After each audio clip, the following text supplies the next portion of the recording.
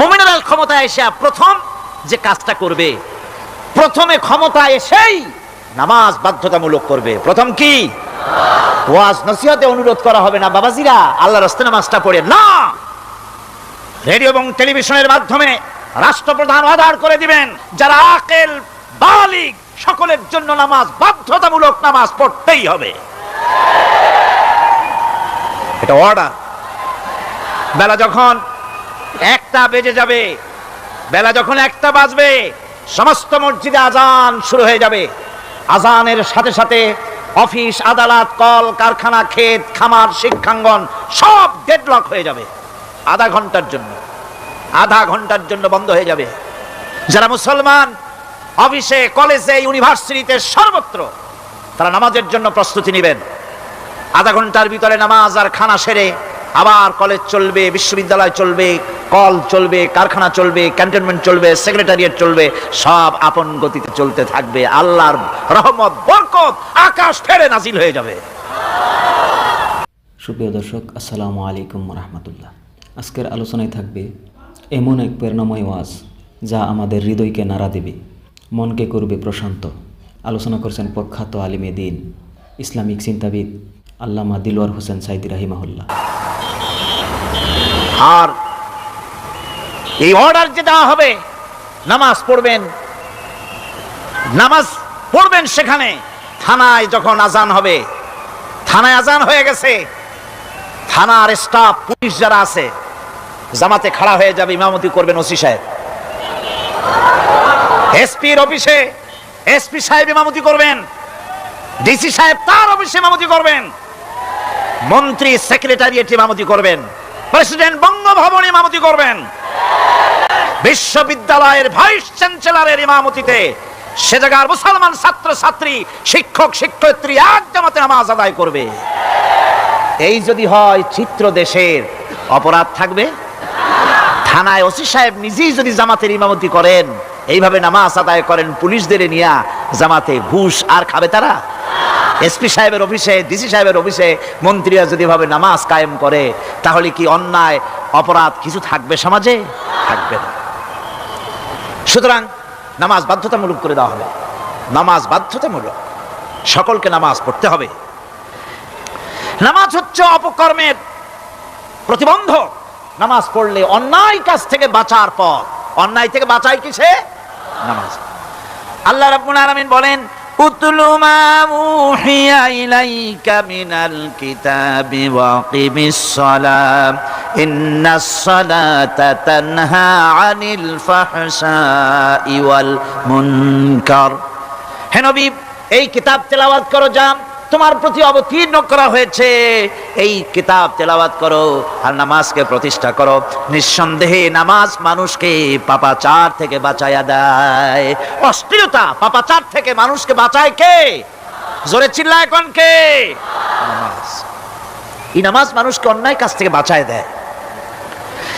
নামাজ যে মানুষকে অন্যায় কাজ থেকে বাঁচায়, কেমনে বাঁচায়?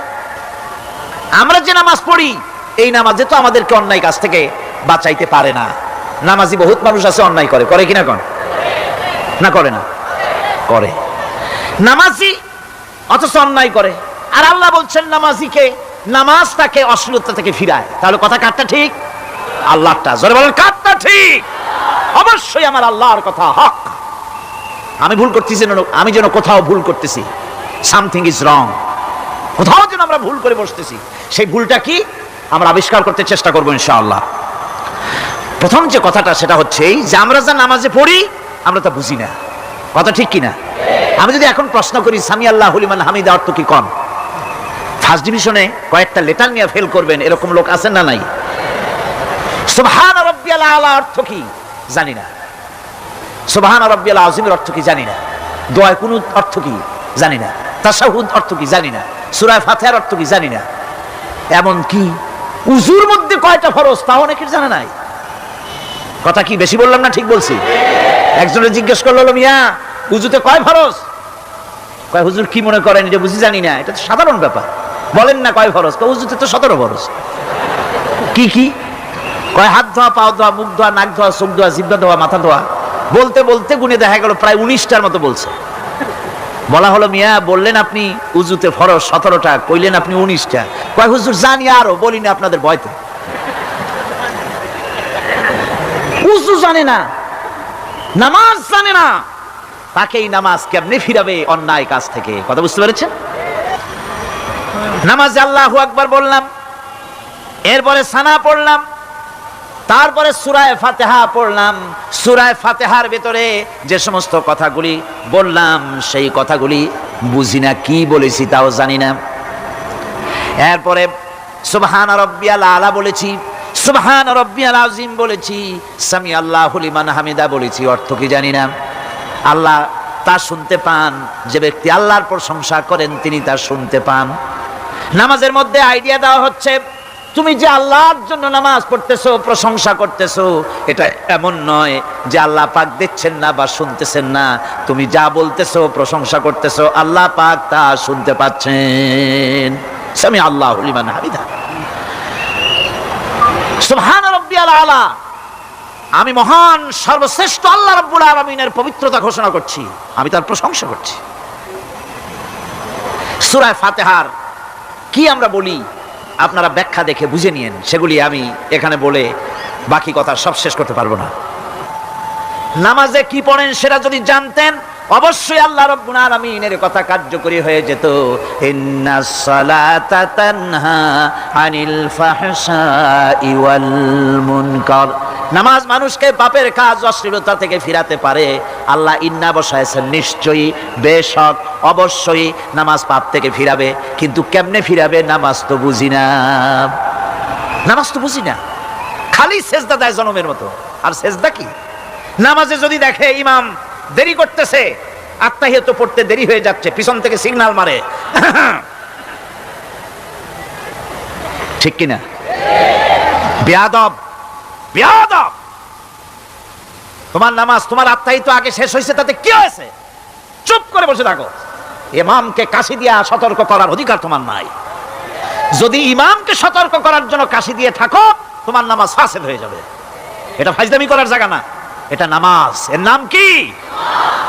ধীরে সুস্থে নামাজ পড়তে হবে। অনেকে মসজিদটার মনে করে জেলখানা, ঢুকতে যত দেরি, বেরোতে পারলে যেন বাসে যান ছটফট করে। সিনেমার মধ্যে গিয়ে ঘন্টার পর ঘন্টা বসে থাকে, খারাপ লাগে না? মসজিদে কেরাত যদি একটু লম্বা পড়ে, পিছনে বসে খালি কি যে করে, মনে মনে বলতে থাকে যে ইমাম এমন কাঁচা ছাড়া ছাড়ি না। আর গান যখন শোনে, শুনতেই থাকে, কত মজা, ঘুম আসে না। নাউযুবিল্লাহ। সুতরাং নামাজে কি পড়েন সেটা আপনাকে বুঝতে হবে।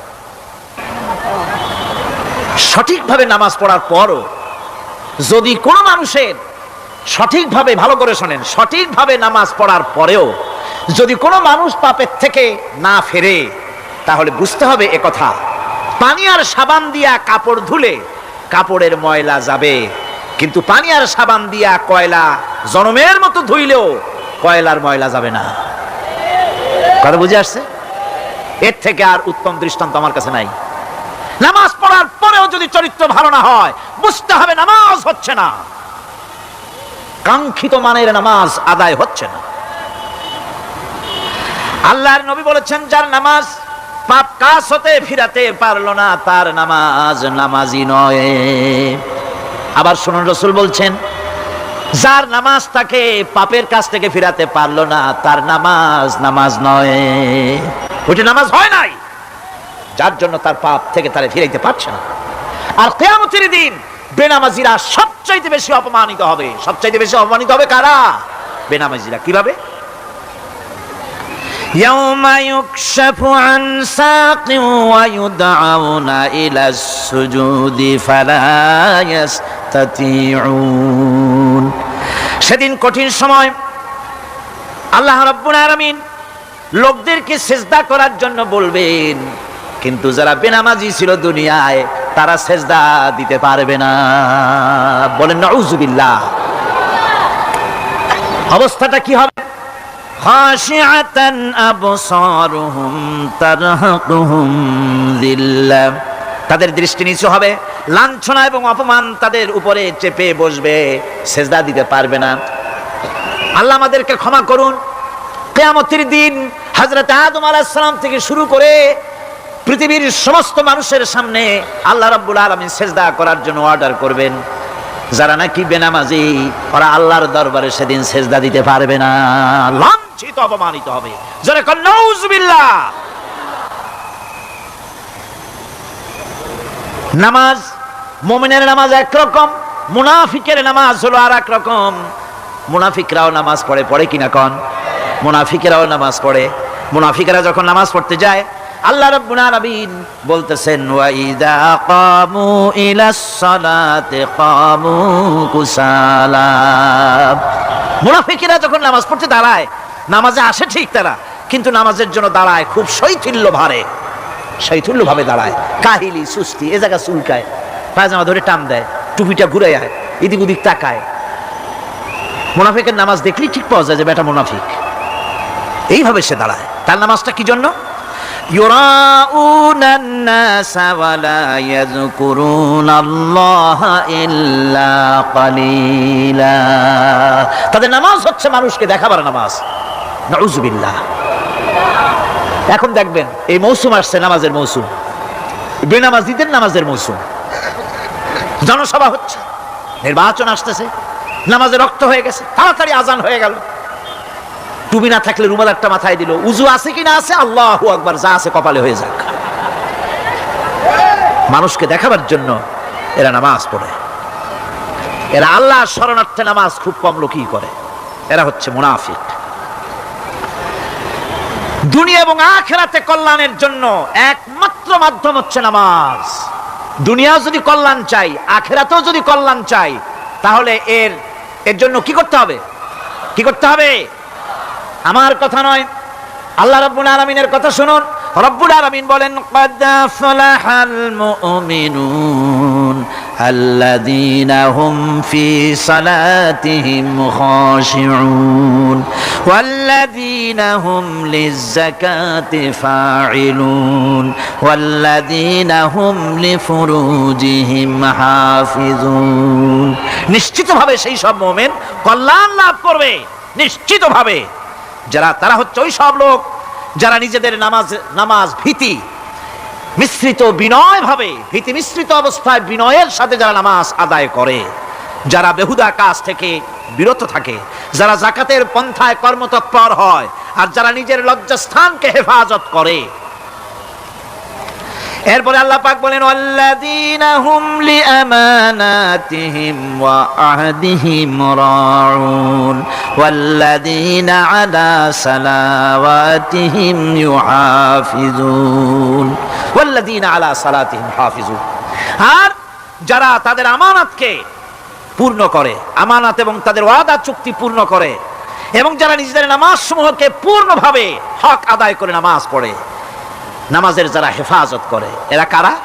এরা হচ্ছে উলাইকা হুমুল ওয়ারিসুন আল্লাযীনা ইয়ারিসুনাল ফিরদাউসা হুম ফিহা খালিদুন। এরা হচ্ছে সেই সব লোক, এরা উত্তরাধিকার হচ্ছে জান্নাতের উত্তরাধিকার, জান্নাতুল ফিরদাউসে আল্লাহ রাব্বুল আলামিন এই গুণ বিশিষ্ট লোকদের জন্য জায়গা করে দিবেন। জোরে কোন সুবহানাল্লাহ। নামাজকে পড়তে বলা হয়নি, কোরআন শরীফে বলা হয়েছে নামাজ কায়েম করো। কি বলা হয়েছে কন্ত দেখি? নামাজ কায়েম করো, নামাজ পড়ো। এই কথা কিন্তু কোরআন শরীফে কোনো জায়গায় আছে নাকি? এখন কায়েম করা কারে বলে? একটা গুরুত্বপূর্ণ আরেকটি বিষয়।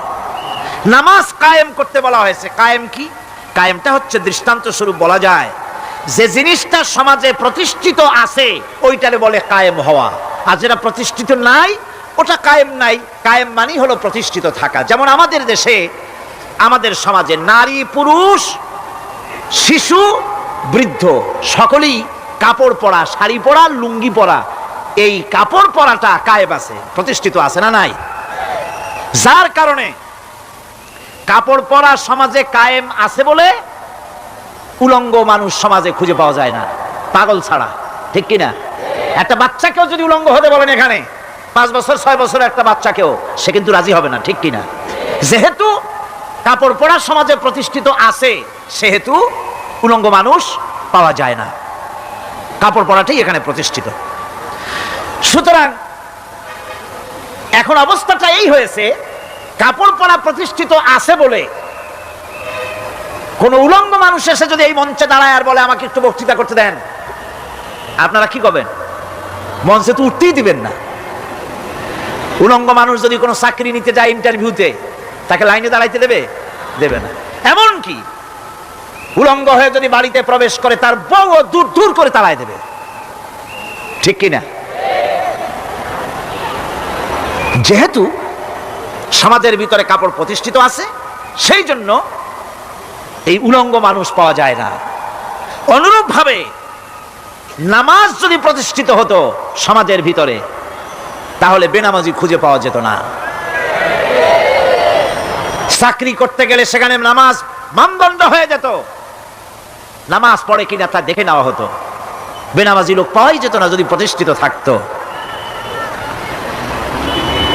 প্রথম প্রশ্নই হতো তুমি নামাজ পড়ো কিনা। ইলেকশনে যদি একজন উলঙ্গ মানুষ এসে দাঁড়ায়, ভাইরা এবার আমার বোতল মার্কা বাক্স, উলঙ্গ মানুষ এসে ভোটে দাঁড়াইছে, আপনারা ভোট দিবেন? দিবেন। ওইটা কাপড় প্রতিষ্ঠিত আছে বলে, লুঙ্গি প্রতিষ্ঠিত সমাজে আছে বলে উলঙ্গ মানুষকে আপনি ভোট দিবেন না। নামাজ যদি প্রতিষ্ঠিত থাকতো সমাজে, বেনামাজি মানুষ যদি এসে মঞ্চে দাঁড়ায়া যতই বলতো আমি ক্ষমতায় গেলে এই করব সেই করব, নামাজ প্রতিষ্ঠিত থাকলে পরে বেনামাজিরে কেউ ভোট দিত না। নামাজ যদি প্রতিষ্ঠিত থাকতো তাহলে অফিসের অফিসার তো দূরের কথা, বেনামাজি অফিসের ঝাড়ুদারের চাকরিও তার কিসমতে জুটতো না যদি নামাজ প্রতিষ্ঠিত থাকতো। এর নাম হলো নামাজ কায়েম হওয়া। নামাজ কায়েম থাকলে এই অবস্থার সৃষ্টি হতো। এই জন্য আল্লাহ পাক বলেছেন নামাজকে কায়েম করতে হবে। নামাজ হবে সব ভালো কাজের মানদণ্ড। সমস্ত ভালো কাজের মানদণ্ড কি? নামাজ। নামাজ আমাদেরকে বড় রকমের শিক্ষা দেয়। কি শিক্ষা দেয়? নামাজ আমাদের শিখায় ঐক্য আর ভ্রাতৃত্ব। ভ্রাতৃত্বের আর ঐক্যের শিক্ষা দেয়। এক নেতার আনুগত্য করা শিখায়। জামাত যত বড় হোক, ইমাম হবে কয়জন? একজন ইমাম হবে। আর এই ইমাম মানে কি? নেতা। ইমাম মানে কি? নেতা নির্বাচন শিখায় নামাজে। নেতা নির্বাচন কে শিখায়? নামাজ শিখায়। বোঝেন খুব ভালো করে। কিভাবে? মনে করুন চট্টগ্রাম শাহী মসজিদে ইমাম প্রয়োজন। এখন সেই ইমাম নেওয়ার জন্য ইন্টারভিউ কল করা হলো, বিজ্ঞাপন দেওয়া হলো পত্রিকায়। অনেক আলেম আসলেন। ইন্টারভিউ বোর্ডে যারা বসলেন তারা ইন্টারভিউটা কিভাবে নেবেন? যার মাথার চুল লম্বা বেশি তার ইমামতি দেওয়া হবে। যার লুঙ্গিটা পায়ের গিরার তলে তারে দেওয়া হবে। যার মোষটা মুখের মধ্যে গিয়া ঢুকছে, হাসি দিলে বুঝাই যায় না হাসে না কান্দে, তারে দিবে। দাড়িগুলা কামাইছে তারে দেবে। সিগারেট খায়, বা অবশ্য চট্টগ্রাম আর সিলেটে সিগারেটের ফতোয়া ভিন্ন রকম। বরিশালে আমি যেখানে জন্মগ্রহণ করেছি, আমার এলাকায় কোনো আলেম যদি সিগারেট খায়, মসজিদের ইমাম তো ভালো, মসজিদ ঝাড়ু দিতেও ঢুকতে দেবে না মসজিদে। এটা এই এলাকার এক রকমের কায়দা। আমি তার ব্যাপারে কথা নাইবা বললাম। তো আপনারা খুঁজে দেখবেন সে সিনেমা দেখে নাকি, মিথ্যা কথা বলে নাকি, বউ পর্দায় থাকে নাকি। এগুলি মাইক্রোস্কোপ যন্ত্র দিয়ে ইমামের মাথা থেকে পা পর্যন্ত দেখবেন কিনা কন? আচ্ছা এবার কত দেখি এই ইমাম সাহেব ইমামতি করবে কতজন লোকের? 500, 1000। শাহী মসজিদে ধরেন 5000 লোক হইল। 5000 লোক, 5000 লোকের ইমাম নির্বাচনের সময় পা থেকে শুরু করে মাথা পর্যন্ত দেখেন, এমনকি বউ পর্যন্ত। বৌমনি আনিয়ে দেখেন না, পর্দায় থাকে কিনা এইটা আপনারা দেখেন, ঠিক কিনা? এ খবরটা নেন। 5000 লোকের একটা ইমাম বানাতে গিয়ে মাইক্রোস্কোপ যন্ত্র দিয়ে দেখেন মোষ কেমন, দাড়ি কেমন, চুল কেমন, পাও কেমন, হাত কেমন, হাতে নখ লম্বা কিনা, দাঁতে ছাতা কিনা, বউ পর্দায় থাকে কিনা, মিথ্যা কথা কয় কিনা, এত দেখেন।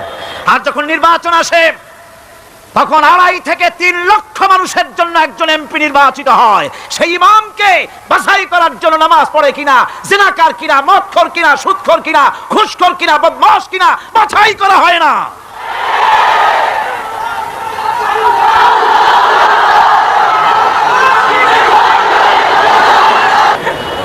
নামাজ আমাদেরকে এটা শিখায়। ইমাম কেমনে বানাইতে হবে, কোন সুবহানাল্লাহ।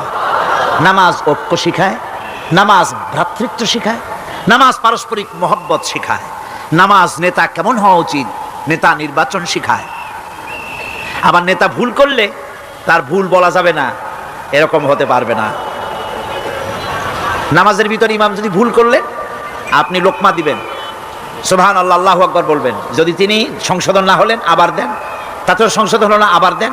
3 বার লোকমা দেওয়ার পর যদি ভুল সংশোধন না করে নামাজ ছেড়ে দেন, ইমামকে বের করে দেন, নতুন ইমাম নিয়োগ করেন। যারা ক্ষমতায় যাবে, আপনি রাষ্ট্রের ইমাম যারে বানাবেন, সেই রাষ্ট্রীয় ইমাম যদি জনগণের ইচ্ছার বিরুদ্ধে যদি চলে, 1 বার লোকমান দেন, 2 বার লোকমান দেন, 3 বার দেন, তারপরেও যদি না নামে, ঘাট ধরে নামে না। নামাজ আপনাকে নেতা নির্বাচন, নেতাকে প্রতিষ্ঠিত রাখা, নেতার আনুগত্য আপনাকে শেখায়। নামাজ লাইন সোজা করে দাঁড়াতে হবে। লাইন যদি বাঁকা করেন, আপনার কলজেটা ওরকম বাঁকা হয়ে যাবে। নাউযুবিল্লাহ। নামাজের কাতারে যার কারণে নামাজের কাতার বাঁকা হবে, পুরা কাতারের জন্য আল্লাহর কাছে ওই লোকটা দায়ী হয়ে যাবে। নামাজ শৃঙ্খলা শিখায়। সুবহানাল্লাহ কইতে ইচ্ছা করে না? নামাজ শৃঙ্খলা শিখায়, শৃঙ্খলা বোধ শিখায়, সোজা হয়ে দাঁড়ায়। তারপরে ঐক্য এবং মহব্বত শিখায়। নামাজের ভিতরে যখন দাঁড়ায় গেলেন, আমির দাঁড়ালো, ফকির দাঁড়ালো, মন্ত্রী দাঁড়ালো, তার ড্রাইভারও দাঁড়ায় গেল, একই কাতারে দাঁড়ায় গেছে। নামাজ পড়তে গিয়ে ড্রাইভারের পাও গিয়ে লেগেছে মন্ত্রীর গায়ে। নামাজ শেষ হওয়ার পর মন্ত্রীর বাবার ক্ষমতা নাই এ কথা বলার যে, বেটা ড্রাইভার সলিমদ্দি, তোর পাও লেগেছে আমার পায়ে, তোর চাকরি শুদ্ধা দোজখে পাঠায় দেব। পারবে বলতে? পারবে না। মিয়া মন্ত্রী সাহেব, এটা তোমার সেক্রেটারিয়েট না, এটা আল্লাহর ঘর। এটা কার ঘর? এক হি সাপ মে খড়ে হো গয়ে মাহমুদ ও আয়াজ, এক হি সাপ মে খড়ে হো গয়ে महमूद आयाज, न कोई बंदा रहा न कोई बंदा नवाज। একই কাতারে দাঁড়িয়ে গেছে সম্রাট মাহমুদ আর চাকর আয়াজ। এখন সম্রাট মাহমুদও নাই, চাকর আয়াজও নাই, সম্রাট আর চাকর দুজনই আল্লাহ পাকের গোলাম হয়ে গিয়েছে। তুমি মসজিদে এসেছো, তুমি আল্লাহর গোলাম। কার গোলাম? আল্লাহ পাকের গোলাম। এই জিনিস শিখায় নামাজ। নামাজ শিখায় মানুষকে পাঞ্চুয়ালিটি, নিয়মানুবর্তিতা, সময়ের জ্ঞান শিখায় নামাজ। নামাজ মানুষকে কি শিখায়? আল্লাহ রাব্বুল আলামিন বলছেন, ইন্নাস সালাতা কানাত আলাল মুমিনিনা কিতাবাম মাওকুতা। নিঃসন্দেহে নামাজ মুমিনদের নিয়মানুবর্তিতার সাথে ফরজ করা হয়েছে, তাদের উপরে নিয়মানুবর্তিতার উপরেই, সময়ের উপরে নামাজকে ফরজ করা হয়েছে।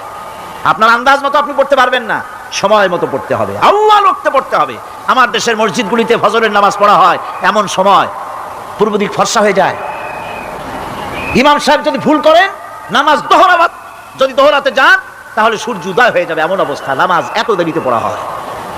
প্রত্যেক ওয়াক্তের নামাজ আল্লাহ লোকতে পড়ার জন্য রাসূল সাল্লাল্লাহু আলাইহি ওয়াসাল্লাম তাগিদ করেছেন। সময়ের দিকে লক্ষ্য রাখতে বলা হয়েছে। যেই জাতির, লক্ষ্য করুন, যে জাতির দৈনিক 5 বার টাইমলি, অক্তমতো, সময় মতো নামাজ আদায় করতে হয়, দুর্ভাগ্যজনক সত্য, সেই জাতির কাছে সময়ের কোনো দাম নাই। সময়ের দাম নাই। 9টার গাড়ি কয়টায় আসবে? 9টার গাড়ি কয়টায় আসবে? একদিন দেখা গেল সত্যি 9টার সময় এসে গেছে। যাত্রীরা বলছে মাশাআল্লাহ, অন্তত একটা দিন তো 9টার সময় আসলো। স্টেশন মাস্টার বলছে না, খুশি হওয়ার কারণ নাই, আজকের না, এটা গতকালকেরটা। আমার আমেরিকার সফরের সময়, যে বাড়িতে আমি আমেরিকায় থাকি, কুইন্স এলাকায়, নিউ ইয়র্ক সিটিতে, সে বাড়িওয়ালা চাকরি করে। সে আমাকে বলল, 10টি বছর আমি একটা ট্রেনে যাতায়াত করি। সে বলছে রাত 3:45 ট্রেনটা আসে, ওই ট্রেনে চড়ে সে তার কর্মস্থলে যায়। বলল 10টা বছর আমি এখানে আছি, 10 বছরের ভিতরে এই ট্রেনটা 1 মিনিটের জন্য এদিক ওদিক করলো না, ঠিক 3:45 এসে হাজির হয়ে গেছে। ঝড় হোক, বৃষ্টি হোক, স্নো পড়ুক, বরফ পড়ুক, টাইমলি চলতেছে। দুনিয়ায় ভিন্ন জাতিরা যে উন্নতি করে, তার পেছনে সময়ের জ্ঞান তাদের অনেক বেশি আমাদের থেকে। কথা ঠিক কিনা? আমাদের সময় জ্ঞান নাই, সময়ের কোনো মূল্য আমরা দেই না। 2টার সময় মিটিং হবে, মন্ত্রী সাহেব আসেন 5টার সময়, ঠিক কিনা? বক্তৃতার জন্য সময় দেওয়া হয়েছে 20 মিনিট, নাহমাদু ওয়া নুসাল্লি আলা কইয়া সুর দিয়া 35 মিনিট গেছে নাহমাদু কইতে কইতে। সময় 20 মিনিট, তার মনেই নেই। এই যে সময়ের জ্ঞান নাই, এটা ব্যর্থতা। নামাজ মানুষকে সময়ের জ্ঞান শিখায়, কোন আলহামদুলিল্লাহ। এই সময়ের জ্ঞান আমাদেরকে শিখতে হবে। এবার আমি আপনাদের সামনে বলতে চাই, আল্লাহর নবী জনাবে মুহাম্মদ রাসূলুল্লাহ সাল্লাল্লাহু আলাইহি ওয়াসাল্লাম নামাজের ব্যাপারে কি বলছেন। এতক্ষণ তো আল্লাহর কথা শোনালাম, কার কথা শোনাইছে? আমার আল্লাহর নবী বলেন, নবীকে প্রশ্ন করা হলো, ইয়া রাসূলুল্লাহ আইয়ু শাইইন আহাব্বু ইনদাল্লাহি ফিল ইসলাম, ইসলামের মধ্যে আল্লাহর কাছে কোন জিনিসটা বেশি প্রিয়? আল্লাহর কাছে ইসলামের কোন জিনিসটা বেশি প্রিয়? হুজুর বললেন, আস-সালাতু লিওয়াক্তিহা, মান তারাকা সালাতান ফালা দীন লাহু ওয়াস সালাতু ইমাদুদ্দিন। আল্লাহর কাছে সবচাইতে বেশি প্রিয় হচ্ছে নামাজ। সবচাইতে প্রিয় কি? নামাজ। ওয়াক্ত মতো নামাজ আদায় করা আল্লাহ পাকের বেশি প্রিয়। আর এই নামাজ হচ্ছে দ্বীনের খুঁটি। এটা দ্বীনের কি খুঁটি? এই যে খুঁটিগুলো আছে, খুঁটিগুলো ফালাই দিলে তারপরে আপনার এই প্যান্ডেল থাকবে? থাকবে না। বিল্ডিং এর পিলার ভেঙে দেন, বিল্ডিং টিকবে? ঘরের খুঁটিগুলি উড়ায় ফেলেন, ঘর টিকবে? টিকবে না। দ্বীনের খুঁটি হচ্ছে নামাজ। লা দীনা লিমান লা সালাতা লাহু, যার কাছে দ্বীন নাই, যার কাছে নামাজ নাই, তার কাছে কি নাই? দ্বীন নাই, ঈমান নাই। আল্লাহর নবী বলেছেন, ওয়ান জাবিরিন রাদিয়াল্লাহু তাআলা আনহু قال قال رسول الله صلى الله عليه وسلم بين العبد وبين الكفر ترك الصلاة। আল্লাহ পাকের নবী বলেন, আল্লাহর বান্দার মুমিন, আল্লাহর বান্দার কাফের, দুইজনের মধ্যে পার্থক্য হলো, যে ব্যক্তি নামাজ পড়ে সে আল্লাহর গোলাম, যে নামাজ পড়ে না সে কাফের হয়ে গেল। যে নামাজ পড়লো না সে কাফের হয়ে গেল। মান তারাকা সালাতান মুতাআম্মিদান ফাকাদ কাফারা, যে ব্যক্তি ইচ্ছে করে নামাজ ছেড়ে দিল সে কাফের হয়ে গেল। বলেন নাউযুবিল্লাহি মিন যালিক। এই জন্য নামাজ আদায় করা বাধ্যতামূলক প্রত্যেকটি মুসলমানের জন্য। রাসূল করিম সাল্লাল্লাহু আলাইহি ওয়াসাল্লাম একটা দৃষ্টান্ত দিয়েছেন, কারো বাড়ির সামনে যদি একটা নাহার থাকে, একটা পুকুর থাকে, একটা খাল থাকে প্রবাহিত, এতে যদি ওই বাড়িওয়ালা দৈনিক 5 বার গোসল করে, তাহলে তার গায়ে কি কোনো ময়লা থাকে? হুজুর, সাহাবীরা বললেন, না হুজুর, থাকে না। হুজুর বললেন, এটাই হলো নামাজের দৃষ্টান্ত। 5 ওয়াক্ত নামাজ যে আদায় করবে সে গুনাহ থেকে আল্লাহ পাক তাকে পবিত্র করে দিবেন। সুবহানাল্লাহি ওয়া বিহামদিহি। আমার ভাইরা, নামাজ পড়লে পরে এক জুমা থেকে আর এক জুমা পর্যন্ত মানুষ যে সমস্ত গুনাহ করে, কবিরা গুনাহগুলি বাদে, শিরক আর কবিরা গুনাহগুলি বাদে যত গুনাহ আছে তার কাফারা হয়ে যায়। নামাজ যে সঠিকভাবে আদায় করবে, এই নামাজটা একটা কঠিন কাজ। নামাজটা কি কাজ? কে বলতেছেন এই কথা? আল্লাহ পাক। ওয়া ইন্নাহা লাকাবীরাতুন ইল্লা আলাল খাশিঈন। নামাজ একটা ভারী জিনিস, একটা কঠিন জিনিস। কাদের জন্য কঠিন নয়? যারা নাকি আল্লাহ পাককে ভয় করে। আল্লাযীনা ইয়াযুন্নুনা আন্নাহুম মুলাকু রাব্বিহিম ওয়া আন্নাহুম ইলাইহি রাজিউন। যারা নাকি একথা মনের ভিতরে ধারণা করে যে আল্লাহ রাব্বুল আলামিনের দরবারে আমার হাজির হওয়া লাগবে, মোলাকাত করা লাগবে, এই চিন্তা যারা করে তাদের জন্য নামাজ মোটেই কষ্টকর নয়, নামাজ মোটেই তাদের জন্য অসহনীয় নয়, বোঝা নয়, ভার নয়। তারা নামাজ আদায় ঠিকই করবে। এই জন্যে বিবি বাল বাচ্চা সকলকে নামাজের জন্য তাগিদ করতে হবে। যত ভাই এখানে এসেছেন নিজেরা পড়বেন, বিবি বাল বাচ্চাকে তাকিদ করবেন। আল্লাহ পাক বলছেন, ওয়ানজির আশীরাতাকাল আকরাবিন, তোমার নিকটবর্তী যারা আছে তাদেরকে তুমি আল্লাহর ভয় দেখাও। নামাজের জন্য তাদেরকে বলো, আল্লাহর ভয় তাদের অন্তঃকরণের মধ্যে সৃষ্টি করে দাও। এই নামাজ পড়তে হবে জামাতের সাথে। নামাজ পড়তে হবে কিছুর সাথে? জামাতের সাথে। রাসূল করিম সাল্লাল্লাহু আলাইহি ওয়াসাল্লাম বলছেন, হুজুরের কাছে, আল্লাহর নবীর কাছে, হযরত আবু হুরায়রা রাদিয়াল্লাহু তাআলা আনহু হাদিসটি বর্ণনা করেছেন। হুজুরের কাছে একজন অন্ধ লোক এলো। সেই অন্ধ লোক এসে বললেন, হুজুর আমি তো চোখে দেখি না, জামাতের যে গুরুত্বের কথা আপনি বললেন, আমাকে কি রুখসুত দেওয়া যায় নাকি? আমি অনেক সময় সাথী সঙ্গী পাই না, আমাকে কি রুখসুত দেওয়া যায় নাকি? হুজুর বললেন, হ্যাঁ তোমাকে রুখসুত দেওয়া গেল। অন্ধ যখন হেঁটে যাচ্ছিলেন, নবীজি তাকে আবার ডাকলেন, ডেকে জিজ্ঞেস করলেন, অন্ধ, নামাজের মসজিদের আজান কি তোমার কানে যায়? বলে, হ্যাঁ আমি আজান শুনি। হুজুর বললেন, আজানের জবাব দিবা, মসজিদে এসে জামাতে নামাজ পড়বা। একজন অন্ধকে রুখসুত দেওয়া হয় নাই। মসজিদে আজান শোনার পর ঘরে বসে যদি নামাজ আদায় করেন, নামাজের হক আদায় হবে না। হুজুর সাল্লাল্লাহু আলাইহি ওয়াসাল্লাম বলেছেন, মসজিদে আজান হওয়ার পর যে ব্যক্তি ঘরে বসে নামাজ পড়ে, আমার ইচ্ছা হয় ঘরটা আগুন দিয়ে জ্বালায় দেই। কে বলতেছেন? রাহমাতুল লিল আলামিন বলতেছেন। রাহমাতুল লিল আলামিন বলতেছেন, ঘরের মধ্যে যদি মেয়ে লোক আর বাচ্চারা যদি না থাকতো, তাহলে আমার ইচ্ছা হয় আমি বলি আগুন দিয়ে ঘরটারে জ্বালায় দাও। এই ঘরের মহব্বতেই তো সে বাইর হয় না। নামাজের এত বড় গুরুত্ব দেওয়া হয়েছে। আমার বন্ধুগণ, এই নামাজের জামাতি আল্লাহর নবী জীবনের শেষ নামাজ জামাতে আদায় করেছেন। জীবনের শেষ নামাজটাও জামাতে আদায় করলেন।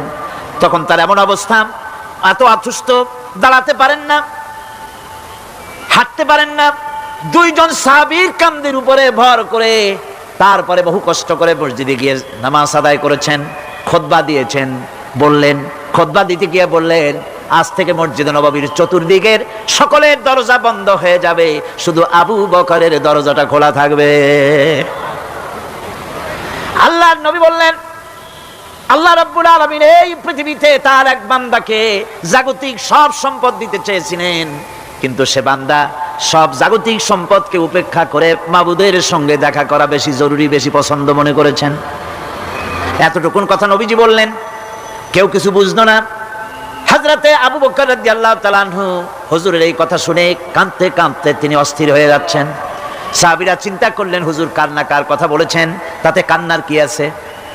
বয়োবৃদ্ধ, জ্ঞান বৃদ্ধ হযরতে আবু বকর রাদিয়াল্লাহু তাআলা আনহু বুঝতে পেরেছেন এই পৃথিবীর সব সম্পদ তো আল্লাহ হুজুরকেই দিতে চেয়েছিলেন। তিনি সমস্ত সম্পদকে উপেক্ষা করে তার মাবুদের সঙ্গে দেখা করার জন্য প্রস্তুতি নিয়েছেন। তার মানে হলো আল্লাহর নবী বিদায় হয়ে যাবেন, আমরা নবী থেকে এতিম হয়ে যাব। নবীজি ঘরের মধ্যে প্রবেশ করলেন, প্রচন্ড জ্বর এলো। এই প্রচন্ড জ্বর নিয়ে তিনি শুয়ে আছেন, কখনো বেহুশ কখনো হুশ। এর মধ্যে সারা আজান হয়ে গেল। সাহাবীরা বহুক্ষণ অপেক্ষা করে হযরত আবু বকরের ইমামতিতে নামাজ শুরু করলেন। হুজুরের হুশ এলো, প্রশ্ন করলেন, আয়েশা রে, এখন কোন সময়? হযরত আয়েশা বলেন, ইয়া রাসূলুল্লাহি, মসজিদে নববীতে নামাজ শুরু হয়ে গেছে। সাহাবীরা অনেকক্ষণ অপেক্ষা করে আমার বাবার ইমামতিতে নামাজ পড়তেছে সবাই, কিন্তু সাহাবীরা কেঁদে কেঁদে নামাজের মধ্যেই কাঁদতে কাঁদতে অস্থির হয়ে যাচ্ছে। তাদের মনের ধারণা হয়েছে নবীজির পেছনে নামাজ পড়ার কিসমত থেকে তারা মাহরুম হয়ে গেল। নবীজি বলেন, আয়েশা দরজা খুলে দাও আর আমার মাথাটা একটু উঁচু করে ধরো, আমি একটু নামাজের দৃশ্যটা দেখি। দরজা খুলে দেওয়া হলো, নবীজির মাথা উঁচু করে ধরা হলো। নামাজের জামাতের দৃশ্য দেখে নবীজি আবার শুয়ে পড়লেন। হযরত মা আয়েশা লক্ষ্য করে দেখেন নবীজির দুই চোখের কোনা দিয়া পানি পড়তেছে। মা আয়েশা জিজ্ঞেস করেন, ইয়া রাসূলুল্লাহ, নামাজের দৃশ্য দেখে চোখে কেন পানি এলো? হুজুর বলেন, আয়েশা রে, এটা কোনো দুঃখের পানি নয়, এটা তৃপ্তির পানি। এই যে জামাত নামাজ পড়তেছে লোকেরা, এই জামাত কায়েমের জন্য তায়েফের ময়দানে অনেক রক্ত আমার ঝরেছে। উহুদের ময়দানে দান্দান মুবারক শহীদ হয়েছে, সাহাবায়ে কেরাম জীবন দিয়েছে। এই যে জামাত আমি দেখতে পেলাম, ভবিষ্যতের একটা ছবি যেন চোখে ধরা পড়লো। আমার মনে হলো কিয়ামত পর্যন্ত এই পৃথিবীতে আমার যত উম্মত আসবে তারা এইভাবে করে জামাতে নামাজ আদায় করবে। নবীজি মাথার কাছে মালাকুল মউত যখন এসে গেছেন, আমার ভাইরা, এই পৃথিবীতে যত নবীরা এসেছিলেন মৃত্যুর সময় সমস্ত নবীরা শেষ কথা যেটা বলেছেন, হাদিস, সমস্ত নবীরা উম্মতের জন্য মৃত্যুর মুহূর্তে শেষ কথা যেটা বলেছেন সেটা হলো আসসালাত, আসসালাত, নামাজ, নামাজ। আমার নবী যখন বিদায় হয়ে যান, বিদায় মুহূর্তে মেয়ের কথা বললেন না, কলিজার টুকরা নাতির কথা বললেন না, জামাইয়ের কথা বললেন না, স্ত্রীর কথা বললেন না, মৃত্যুর সময় শেষ কথা বললেন, আসসালাত, আসসালাত ওয়া মা মালাকাত আইমানুকুম, নামাজ, নামাজ, আমার উম্মতেরা নামাজ, আমার উম্মতেরা নামাজ ছেড়ে দিও না, নামাজ। যেই নবী উম্মতের জন্য এত কাঁদলেন, নামাজের জন্য এত কথা বলে গেলেন, আল্লাহ রাব্বুল আলামিন নামাজের জন্য এত নির্দেশ করলেন, নবীজি ইন্তেকালের সময় নামাজের কথা বলে দিলেন, সেই মুসলমান আজ নামাজ আদায় করে না। নামাজ পড়ে তো নামাজ শুদ্ধ হয় না। হযরতে হুযায়ফা রাদিয়াল্লাহু তাআলা আনহু তিনি একবার ইয়েমেন সফর করেছিলেন, এক মসজিদে নামাজ পড়লেন। একজনকে তিনি নামাজ পড়তে দেখলেন। নামাজ পড়তে দেখে তিনি অপেক্ষা করলেন। লোকটার নামাজ হয়ে যাওয়ার পর তিনি প্রশ্ন করলেন, আল্লাহর বান্দা, তুমি কতদিন এরকমের নামাজ পড়তেছ? তিনি বললেন, প্রায় 40 বছর তো হবে আমি এরকম নামাজ পড়তেছি। হযরতে হুযায়ফা বলেন, তুমি কি আমারে চেনো? কয়, না, চিনি না। হযরত হুযায়ফা বললেন, আল্লাহর বান্দা শোনো, আমি হচ্ছি আল্লাহর নবী মুহাম্মদুর রাসূলুল্লাহ সাল্লাল্লাহু আলাইহি ওয়াসাল্লামের সাহাবী হুযায়ফা। ও আল্লাহর বান্দা, তুমি যেভাবে নামাজ পড়েছো এইরকম যদি 40 বছর নামাজ পড়ে থাকো, আল্লাহর কসম করে বলি, নবীজি যে নামাজ শিখাইছেন তোমার সে নামাজ হয় নাই। রাসূলুল্লাহ নামাজ হয় নাই, নামাজ পড়লেই হবে না। রাসূলুল্লাহ বলেছেন, সাল্লু কামা রাআইতুমুনি উসাল্লি, নামাজ পড়ো সেইভাবে যেভাবে আমারে পড়তে দেখো। বিশ্বাস করুন ভাইরা, নামাজ যদি না হয়, হরতাল করিয়া, মিছিল করিয়া, বিক্ষোভ করিয়া, যে কোনো আন্দোলন করে ইসলামকে বিজয়ী করা যাবে না যতক্ষণ পর্যন্ত নামাজ সহি না হবে। নামাজ হচ্ছে ফাউন্ডেশন, নামাজ নাই কিচ্ছু নাই। ঠুকঠাক করে 2টা সেজদা দিয়ে উঠে যাবেন, আপনার ইসলামী আন্দোলনের 4 পয়সার দাম নাই। নামাজ আগে, জিহাদের ময়দানেও নামাজ, যেখানে আছেন ওখানেই নামাজ পড়তে হবে। আর তা পড়তে হবে আদবের সাথে, মহব্বতের সাথে। আপনারা বিরক্ত হচ্ছেন না তো? নামাজ, নামাজ, এই নামাজ হচ্ছে মুসলমানদের সবচেয়ে বড় জিনিস। নামাজ হয় না, নামাজ যত পড়া হয় অধিকাংশ নামাজ হয় না। নামাজের ভিতরে তাদিল আর কান, তাদিল করা ওয়াজিব। যতক্ষণ দাঁড়িয়ে থাকবেন, রুকুতে থাকবেন, যতক্ষণ দাঁড়ায় থাকবেন ততক্ষণ অন্তত 1 তাসবিহ পরিমাণ তো বটেই। যদি তা না হয়, রুকুত থেকে দাঁড়ালেন, সেজদায় চলে গেলেন, ওয়াজিব তরক হলো। সেজদা দিলেন না, নামাজ ফাসিদ হয়ে গেল, নষ্ট হয়ে গেল নামাজ। এটা পাগলামি না। নামাজ সহিভাবে আদায় করতে হবে। নামাজ থেকে দাঁড়াবেন, রুকুত থেকে দাঁড়ায় গেলেন, বলবেন রব্বানা লাকাল হামদ। কোন রব্বানা লাকাল হামদ হামদান কাসীরান তাইয়িবান মুবারাকান ফিহি। একজন সাহাবী এই দোয়াটা পড়ছিলেন।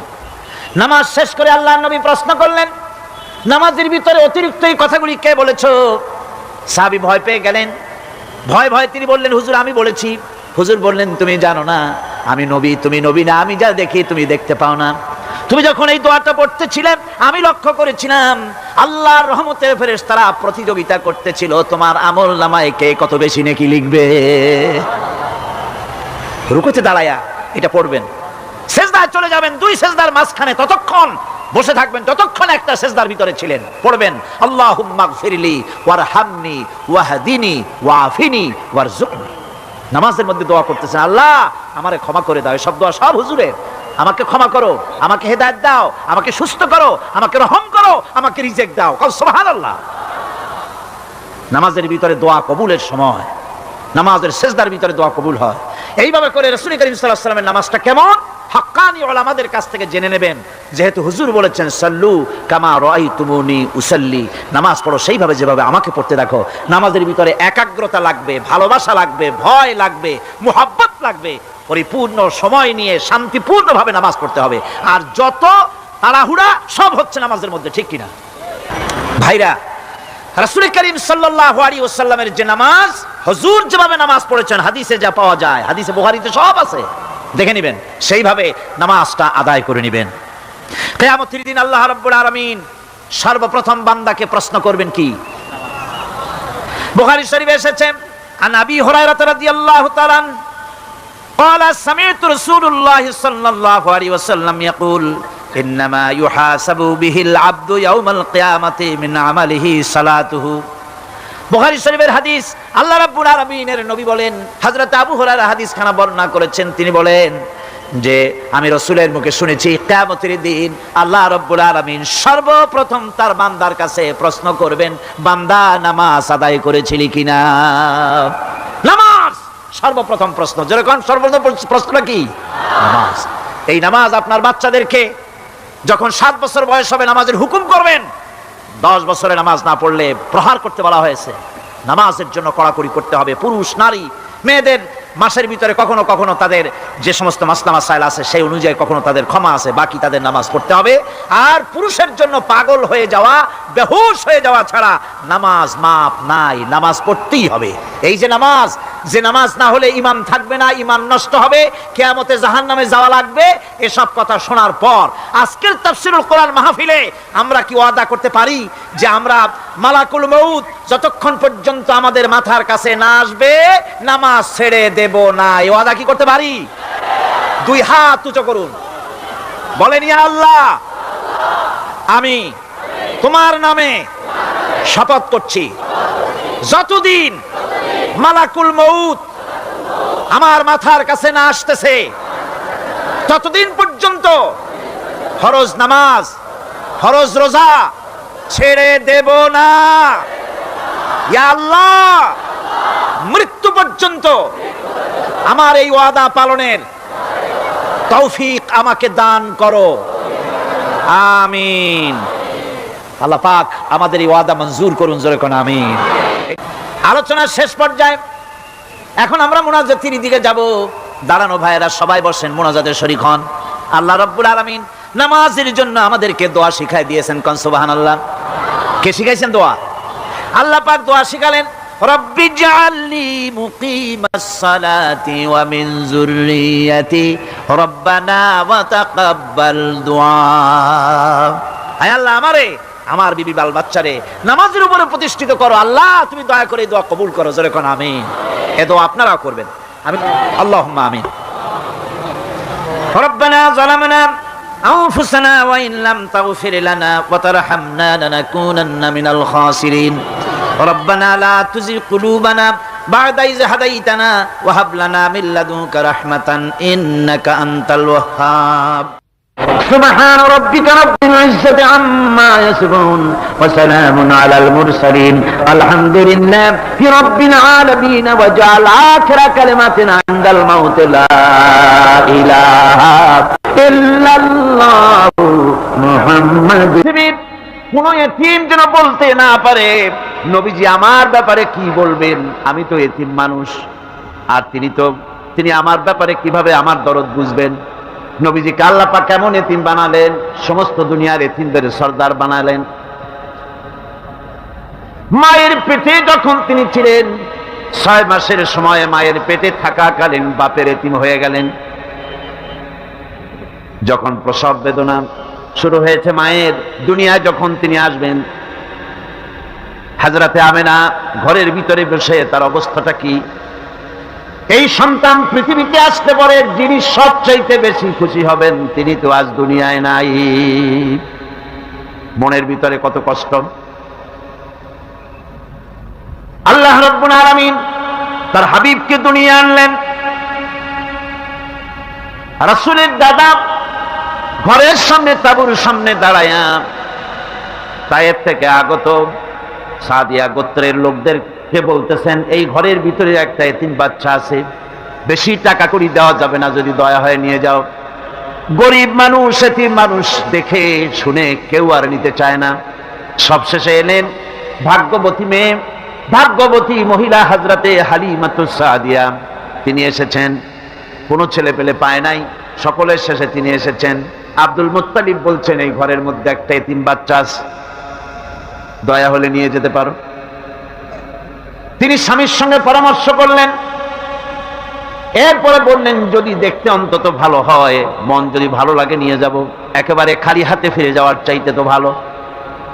হযরতে হালিমা বলেন, আমি ঘরের মধ্যে প্রবেশ করলাম, মা আমেনার কোল থেকে শিশু মুহাম্মদ সাল্লাল্লাহু আলাইহি ওয়াসাল্লামকে যখন আমি কোলে নিলাম, আমি হুজুরের চেহারার দিকে নজর করে দেখলাম, আমার কাছে মনে হলো যেন পূর্ণিমার চাঁদটা আমার কোলে ধরা দিয়েছে। রাসূল কি শিশু মুহাম্মদ সাল্লাল্লাহু আলাইহি ওয়াসাল্লাম কি যখন নিয়ে বাড়ির দিকে রওনা হলাম, যে গাধা আমার সকলের পেছনে এসেছে, সেই গাধা এখন সকলের আগে ছুটে চলে যায়। এরপরে বাড়ি যখন নিয়ে গেলাম, কুয়ায় পানি বাড়লো, গাছে ফসল বাড়লো, খেজুর গাছে খেজুর বাড়তে লাগলো, জমিনে ফলন বেড়ে গেল। রাসূলের দুধ বোন সাইমা রাসূলকে নিয়ে মুহাম্মদ সাল্লাল্লাহু আলাইহি ওয়াসাল্লাম তাকে দোলনা নিয়ে দোল দিতেছে। কি আশ্চর্য অবস্থা! সাইমা তাকে দোল দিচ্ছে আর বলতেছে, বেঁচে থাকুক মুহাম্মদ সাল্লাল্লাহু আলাইহি ওয়াসাল্লাম, সে দীর্ঘজীবী হোক। কবি লিখতেছেন কি আশ্চর্য কথা, বেদুইন বালিকা কারে নিয়ে দোল দেয় সে কি তা জানে? বিশ্বনবী মুহাম্মদ রাসূলুল্লাহ সাল্লাল্লাহু আলাইহি ওয়াসাল্লাম এভাবে এতিম অবস্থায় জীবন তার শুরু হলো। যখন তিনি ফিরে এলেন 6 বছর বয়সের সময়, যখন মায়ের কাছে তিনি ফিরে এসেছেন, প্রতিদিন তিনি খেলা দেখতে যান ময়দানে। ইতিহাসের মধ্যে লেখা হয়েছে মা প্রতিদিন সন্ধ্যার সময় তাকে ফিরে পান। আজকে সন্ধ্যা হয়ে গেছে, শিশু মুহাম্মদ সাল্লাল্লাহু আলাইহি ওয়াসাল্লাম বাড়ি ফেরেন না। কারণ কি, কেন বাড়ি ফেরে না?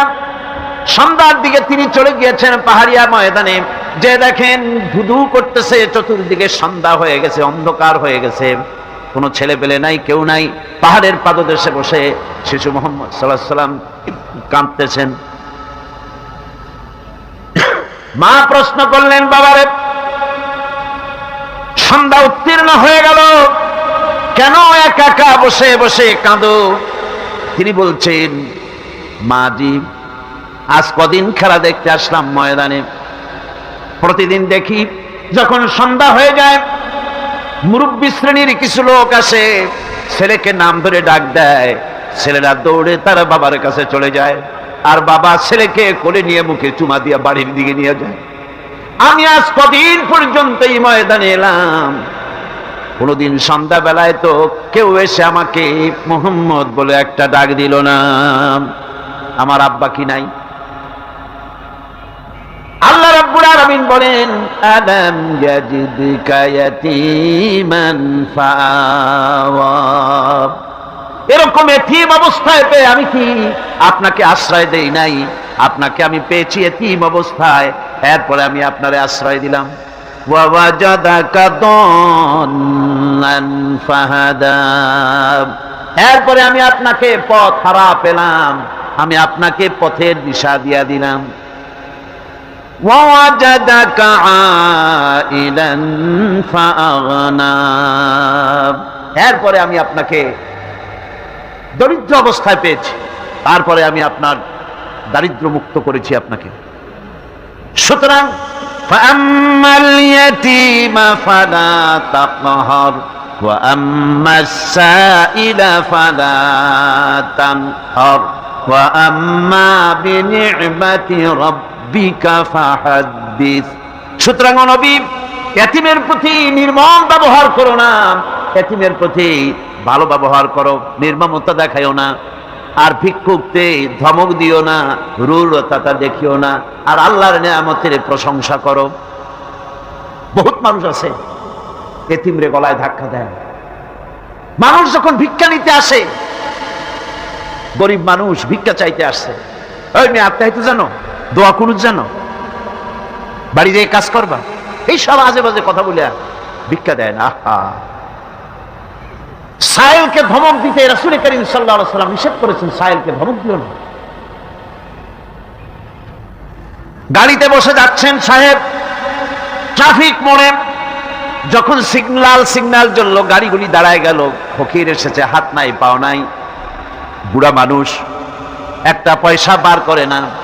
আবার এই মানুষটি ওই ফকিরকে ধমক দিয়া বার করে দিল।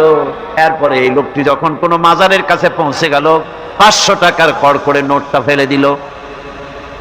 বলেন টাকা দরকার কার? মরা মানুষের না জিন্দা মানুষের?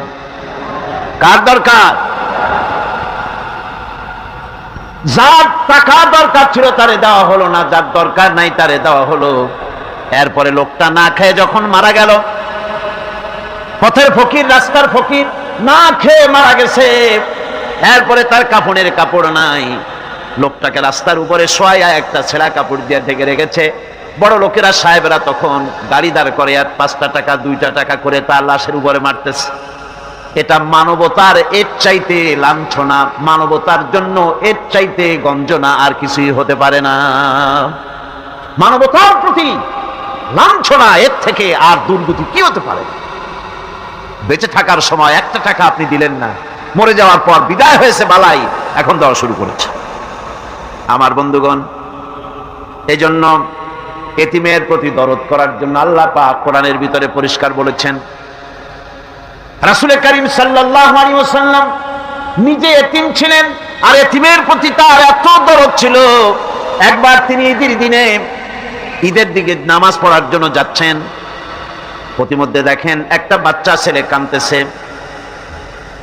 এই রাস্তায় কত মানুষ গেল, কেউ দাঁড়ালো না থমকে, বাচ্চার ক্রন্দন কাউকে থামাইতে পারলো না।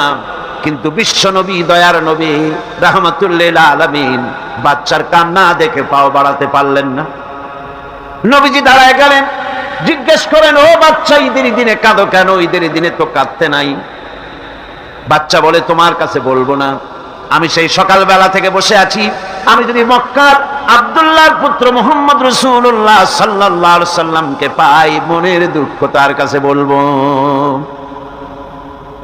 বিশ্ব নবী জমিনের উপরে বসে বললেন, বাচ্চারে কোলের উপরে উঠায় বলেন, বাচ্চা বলো কি তোমার দুঃখ? তুমি যার জন্য বসেছো আমি তো সেই এতিম নবী, কি বলতে চাও?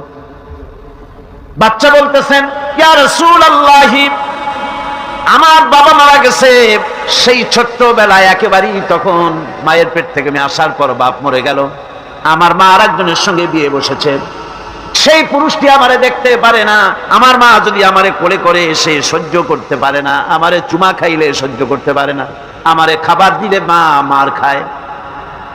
আজ ঈদের দিনে রাতে আমার মা আমাকে বলল, বাবারে তোমার কপাল খারাপ, তোমার বাবা মারা গেছে, তোমাকে সাহায্য করার কেউ নাই, আমি তোমার যত্ন করতে পারলাম না, কোলে নিয়ে চুমাও দিতে পারি না, আমার এমনই কপাল খারাপ। সুতরাং এতিমের দরদ এতিম ছাড়া কেউ বুঝবে না। তুমি আজ চলে যাও, ওই রাস্তায়, ঈদের রাস্তায় দাঁড়ায় থাকো, মাঠের রাস্তার পাশে, বিশ্বনবীর কাছে তোমার দুঃখ বলো, এতিমের দুঃখ তিনি বুঝবেন। আমি মায়ের কথা মতো এই জায়গায় এতক্ষণ বসে আছি, হুজুর আপনি দয়া করে, আমার কথা তো আপনার কাছে বললাম, আমার মনের এই দুঃখ। নবীজি বাচ্চার কথা শুনতেছিলেন, চোখ দিয়া পানি পড়তেছিল, বাচ্চাকে বুকের সঙ্গে জড়িয়ে ধরে নবীজি বলেন, ও এতিম, মুহাম্মদ সাল্লাল্লাহু আলাইহি ওয়াসাল্লাম যদি তোমার পিতা হন আর হযরতে আয়েশা যদি তোমার মা হয়ে যায়, বলো তোমার মনের দুঃখ মেটে নাকি? ছেলের দুঃখে কেঁদে উঠলো আর বলল, ইয়া রাসূলুল্লাহ, আপনি যদি আমার পিতা হন আর আয়েশা যদি আমার মা হয়ে যায়, এর থেকে বড় সৌভাগ্যের আমার তো আর কিছুই নাই। নবীজি এতিমকে বাড়ি নিয়ে গিয়ে হযরতে আয়েশার হাতে তুলে দিয়ে বললেন, আয়েশা রে, পবিত্র ঈদের দিনে আল্লাহ রাব্বুল আলামিন তোমার জন্য একটা উপহার পাঠিয়েছেন, এটার যত্ন করো। এতিমের প্রতি দরদ রাখার জন্য আল্লাহ রাব্বুল আলামিন বলেছেন, এতিম, মিসকিন, বিধবা, অসহায় লোক, তাদের প্রতি যাতে করে মুসলিম সমাজ লক্ষ্য রাখে, সেজন্য আল্লাহ পাক নির্দেশ করেছেন। বুখারী এবং মুসলিম শরীফের হাদিসে এসেছে, আসাই আলাল আরমারাত ওয়াল মিসকিন কাসাই ফি সাবিলিল্লাহ। বিধবাদের জন্য, মিসকিনের জন্য কেউ যদি কোনো উদ্যোগ গ্রহণ করে, কেউ কোনো সাহায্য দেয়, জিহাদের ময়দানে জিহাদ করে আল্লাহর রাস্তায় যে সওয়াব পাওয়া যায়, যে মর্যাদা পাওয়া যায় আল্লাহর কাছে, এতিম, মিসকিন, বিধবাকে সাহায্য করলে সেই সওয়াব আল্লাহ রাব্বুল আলামিন আমলনামায় দিয়ে দেন। আমাদের প্রিয় নবী এতিম মিসকিনদের খুবই ভালোবাসতেন তার নিজের চাকর হযরত যায়েদ ও আনাস রাদিয়াল্লাহু তাআলা আনহুকে। সে সম্পর্কে এখন আলোচনা করা হচ্ছে। তার চরিত্রই প্রমাণ করে নবীদেরকে বায়নাত দেওয়া হয়েছে, এমন চরিত্র আচার আচরণ দেওয়া হয়েছে যাতে করে লোকেরা অভিভূত হয়ে যায়, আকৃষ্ট হয়ে যায়। হযরতে যায়েদ, তিনি তো কৃতদাস ছিলেন, হারায় গেলেন বাপ মা থেকে, আর এরপরে কুদরতকারে মুহাম্মদ সাল্লাল্লাহু আলাইহি ওয়াসাল্লামের ঘরে উঠায় দিল। তিনি তখন আল্লাহর নবী, তখন নবুয়তের দায়িত্ব পান নাই।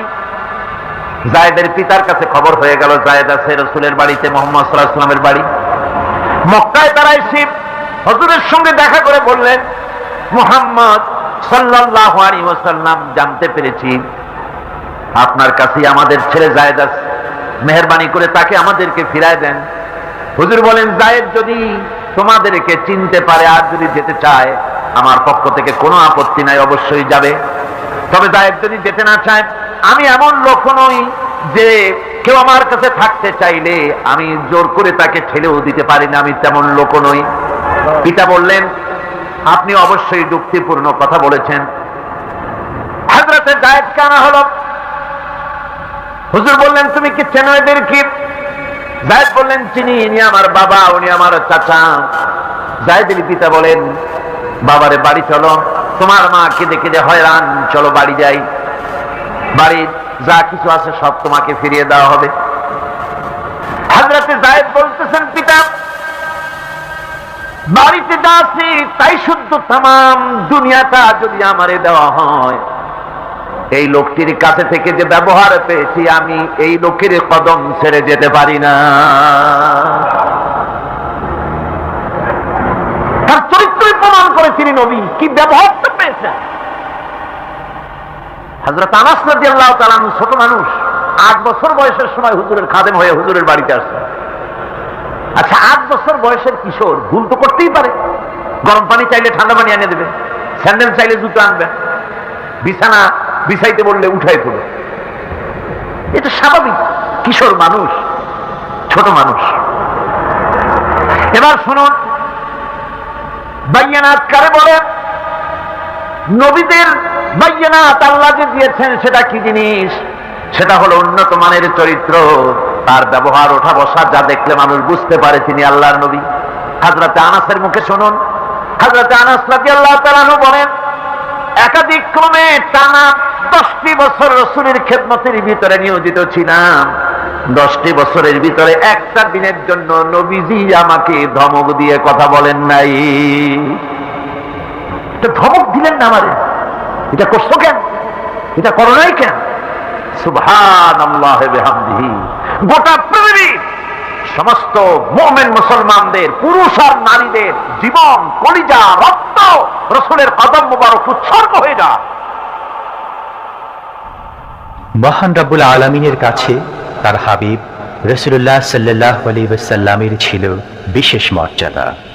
আসুন আমরা সে সম্পর্কে আলোচনা শুনি। আমার ভাইরা, রাসূল পাক সাল্লাল্লাহু আলাইহি ওয়াসাল্লাম আল্লাহর নবী এমন এক মহান সত্তা ছিলেন যে তিনি দোয়া আল্লাহর দরবারে হাত উঁচু করতে দেরি আছে, কিন্তু দোয়া কবুল হতে দেরি নাই। হিজরত করে মদিনায় এসেছেন, নামাজ পড়তে দিল চায়, কাবা শরীফের দিকে ফিরে যদি নামাজ পড়তে পারতাম দিলটা বড় ভালো লাগতো, কিন্তু হাত উঁচু করে মোনাজাত করতেছেন না, আল্লাহর কাছে বলতেওছেন না যে আল্লাহ তুমি আমার কিবলাটা বাইতুল মুকাদ্দাস থেকে ফিরাইয়া মক্কা শরীফে বাইতুল্লাহর দিকে ফিরাইয়া দাও। মুখেও বলতেছেন না, মনেও না, শুধু আকাশের দিকে বারবার তাকাচ্ছেন, মোনাজাত করেন নাই। মনে মনে আশা পোষণ করতেছেন যদি এমন একটা ওহী নাজিল হয়ে যেত। আল্লাহ রাব্বুল আলামিন সঙ্গে সঙ্গে রাসূল জোহরের নামাজ পড়তেছিলেন, 2 রাকাত পড়া হয়ে গেছে, এমন সময় ওহী নাজিল হয়ে গেল, قد نرى تقلب وجهك في السماء। ও নবী, আমি দেখতে পেয়েছি বারবার আপনি আকাশের দিকে তাকাচ্ছেন। সুবহানাল্লাহ, আমি দেখতে পেয়েছি। فلنولينك قبلة ترضاها فول وجهك شطر المسجد الحرام। আর দেরি নাই, আপনার মনের আশা পুরো হয়ে গেছে, এক্ষুনি আপনার কিবলা পরিবর্তন করুন। হুজুর 2 রাকাত পড়েছিলেন বাইতুল মাকদাসের দিকে ফিরে, বাকি 2 রাকাত তিনি মক্কা শরীফের কাবা শরীফের দিকে ফিরলেন। আজও পর্যন্ত সেই মসজিদ আছে, সাক্ষ্য দিচ্ছে নবীর কথা কিভাবে মঞ্জুর হয়। মসজিদে কিবলাতাইন মদিনা মুনাওয়ারায় সেই মসজিদ আজও আছে। ভাইরা আমার, রাসূল পাক সাল্লাল্লাহু আলাইহি ওয়াসাল্লাম এত বড় মর্যাদা সম্পন্ন ব্যক্তিত্ব, মহান ব্যক্তিত্বের উম্মতের মধ্যে আল্লাহ আমাদের শামিল করেছেন। শুকরিয়া স্বরূপ আমরা পড়ি আলহামদুলিল্লাহ। জোরে সোরে পড়েন আলহামদুলিল্লাহ। আমার ভাইরা, মর্যাদা এত বেশি আল্লাহ রাসূলকে আল্লাহ রাব্বুল আলামিন দান করেছেন। এই পৃথিবীতে কোন মানুষের সঙ্গে যদি আপনি বেয়াদবি করেন, তিনি আপনার বাপ হোক, তিনি আপনার মা হন, অথবা আপনার উস্তাদ হন, অথবা আপনার পীর হন, যে কেউ হোক না কেন, কারো সঙ্গে যদি কোনো বেয়াদবি হয়ে যায় তো শুধু একটা বেয়াদবি ছাড়া আর কিছুই না। কিন্তু নবীজির সঙ্গে যদি কেউ বেয়াদবি করে সেটা শুধু বেয়াদবি থাকে না, কুফরি হয়ে যায়। কি হয়ে যায়? কুফরি হয়ে যায়। রাসূলুল্লাহকে কেউ তাওহীন করলে, অসম্মান করলে, সমালোচনা করলে কাফের হয়ে যায়। যেমন কি হয়ে যায়? কত বড় মর্যাদা! রাসূল পাক সাল্লাল্লাহু আলাইহি ওয়াসাল্লাম, তার সামনে সাহাবায়ে কেরাম বসা। হুজুর কথা বলছেন, সাহাবায়ে কেরাম তারাও কথা বলছেন। কথা বলতে বলতে এক পর্যায়ে সাহাবীদের গলার আওয়াজ বড় হয়ে গেছে। হুজুরের গলার আওয়াজ শোনা যায় না, সাহাবীদের গলার আওয়াজটা বড় হয়ে গেল। আল্লাহ রাব্বুল আলামিন এতটুকু বরদাস্ত করলেন, আমার নবীর গলার আওয়াজের চাইতে তোমাদের আওয়াজ বড় হলো কেন? সঙ্গে সঙ্গে ওহী নাযিল হয়ে গেল।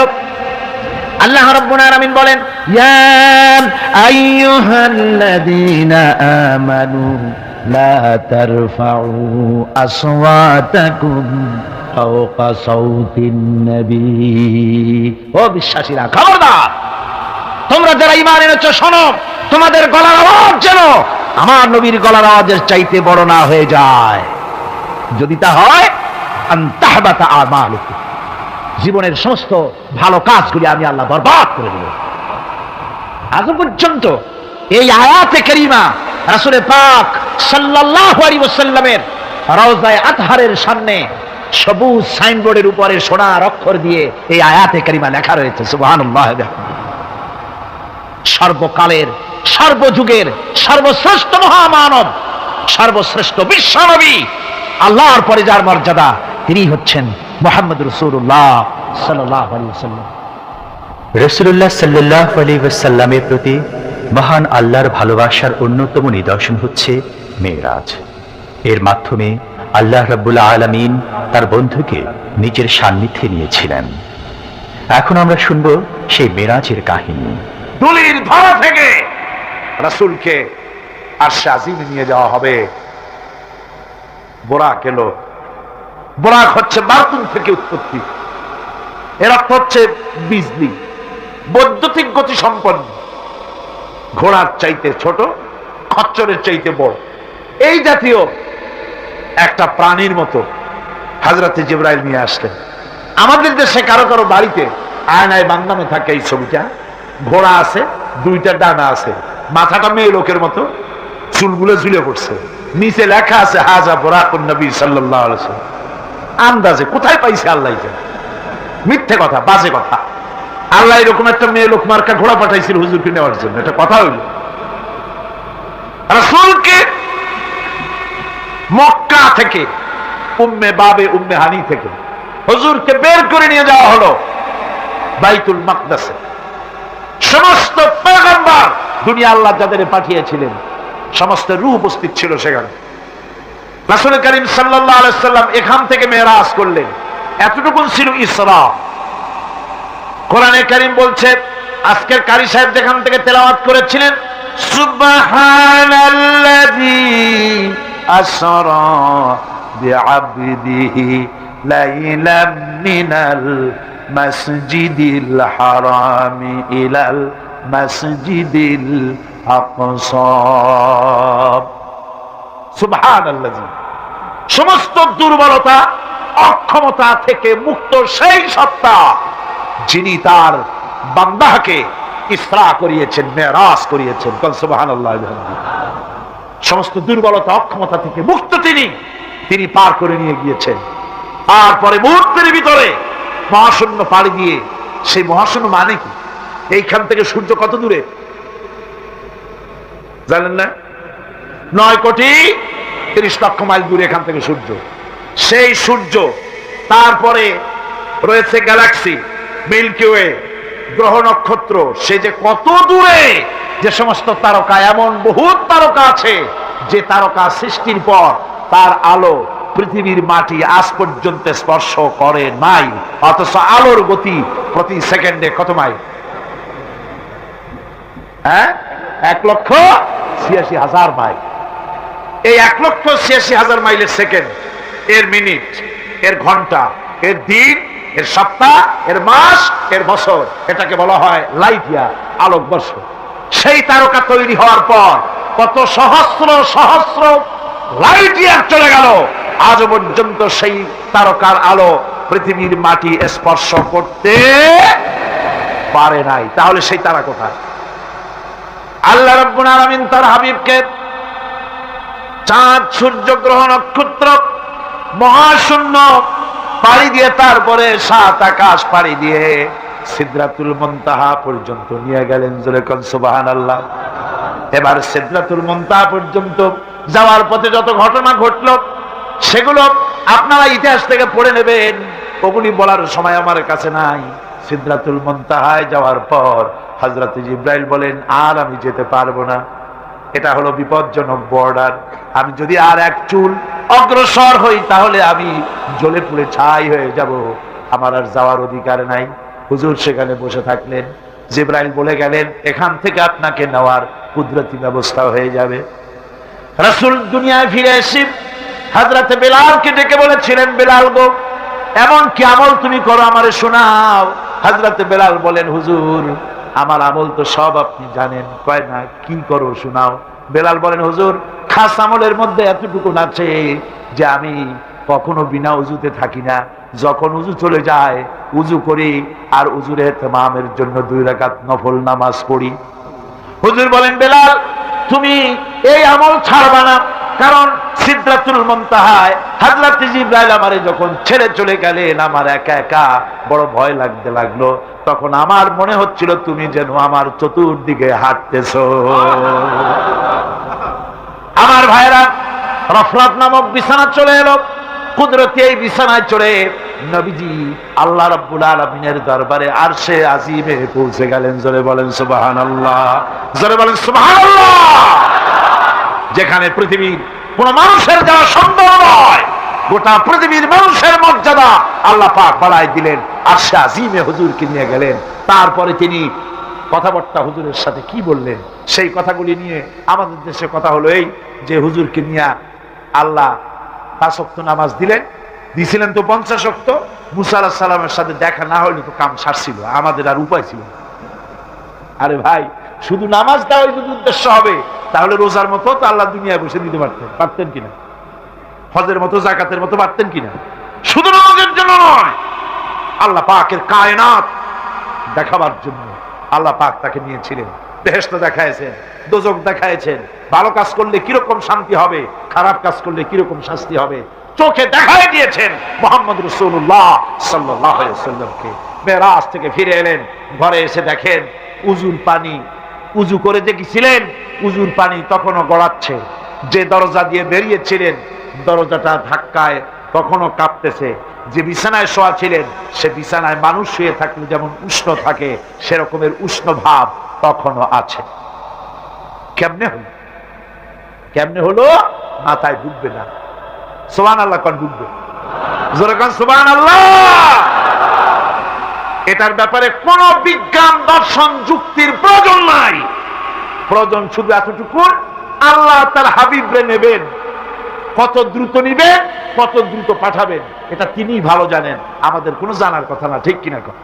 তবে দৃষ্টান্ত যদি চান তাহলে আমি দৃষ্টান্তটা এভাবে দিতে পারি, বুঝাবার জন্য একটা দৃষ্টান্ত দিতে পারি। সেটা হলো এই, ধরেন বাংলাদেশে কোন প্রেসিডেন্ট আসবে, পৃথিবীর যে কোনো দেশের এক প্রেসিডেন্ট আসবে, এটা আসার যখন খবর হয়ে যাবে তখন পত্র পত্রিকায় রুট বলে দেওয়া হয়, এই রুটে রাষ্ট্রীয় মেহমান রাষ্ট্রীয় অতিথি ভবনে আসবেন, এই রাস্তা দিয়ে সাধারণ ট্রাফিক চলাচল বন্ধ থাকবে। এয়ারপোর্ট থেকে নিয়ে রাষ্ট্রীয় অতিথি ভবন পর্যন্ত মেহমান না আসা পর্যন্ত সমস্ত ট্রাফিক চলাচল বন্ধ। মেহমান পৌঁছে যাবে, তারপরে আবার স্বাভাবিক ট্রাফিক চলবে। এটা জানেন কিনা? জানেন কিনা? এইটা যদি পৃথিবীর সামান্য সলিমুদ্দিন কসিমুদ্দিন এই জন্য বলছি, আজ আছে কাল নাই, ঠিক কিনা গণ? আজ মন্ত্রিত্ব গেল, কালকে রাস্তায় দাঁড়ায় বলবে রিকশাওয়ালা আমার একটু নেওয়া, বাজারে মাছ কিনতে যাবো, ঠিক কিনা? সুতরাং এদের তো কোনো মর্যাদা নাই, আজ আছে কাল নাই। এই দুনিয়ার সম্মানিত দর্শক, আমরা অনেক সময় ইসলামকে নিজের মতো করে বুঝি, কিন্তু ইসলামকে বোঝা যায় কেবল কোরআন ও বিশ্বনবী সাল্লাল্লাহু আলাইহি সাল্লামের আলোয়। যে জাতি একদিন পৃথিবীতে নেতৃত্ব দিত, আজ সেই জাতি পরাধীন। কারণ আমরা ইসলামকে জীবন থেকে দূরে সরিয়ে দিয়েছি। আমরা নাম রেখেছি মুসলমান, কিন্তু আচরণ, চিন্তা আর ব্যবহারে ইসলামকে ভুলে গেছি। মনে রেখো, যে জাতি ইসলামকে বুঝে আল্লাহ তাআলা সেই জাতিকে সম্মান করে, আর যে জাতি ইসলামকে উপেক্ষা করে আল্লাহ তাআলা তার থেকে সম্মান কেড়ে নেয়। চলো আজ থেকেই শুরু হোক জীবনের এক নতুন যাত্রা। কোরআনের দিকে, হাদিসের দিকে, সত্যিকারের ইসলামের দিকে এই ওয়াজটি যদি তোমার ভালো লেগে থাকে তবে ভিডিওটি শেয়ার করো। আর এমন আরও ভিডিও পেতে আমাদের চ্যানেল জান্নাতের পথ সাবস্ক্রাইব করে রাখো। আসসালামু আলাইকুম ওয়া রাহমাতুল্লাহ।